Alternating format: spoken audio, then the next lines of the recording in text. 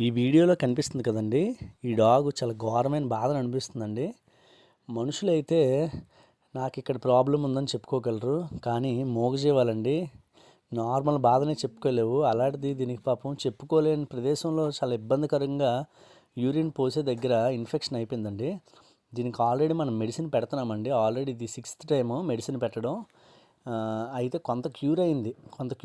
ఇంతకన్నా ముందు చాలా దారుణంగా ఉండేది.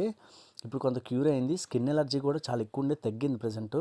కొంచెం బాగుందండి, నడుస్తుంది. బాగా వీక్గా ఉండేది, మరి దానికి ఏమైంది కానీ వీక్గా ఉండేది. రెండోది చాలా ఎక్కువ భయపడుతుందండి. ఎన్నిసార్లు మనం ఫుడ్ పెట్టాం, ఇప్పటికి అలవాటు అయిపోవాలి కదా, చాలా ఎక్కువ భయపడుతుంటుంది ఎక్కువ. నేను పాల్లోని బిస్కెట్లు పెడిగ్రీ ఎందుకు కలుపుతానంటే అండి, డైరెక్ట్ పాలని కాకుండా మెడిసిన్ కలిపిన పాలు కదండి, స్మెల్ వస్తే డాగ్స్ ఇంకా వేగంగా పసిగడతాయండి.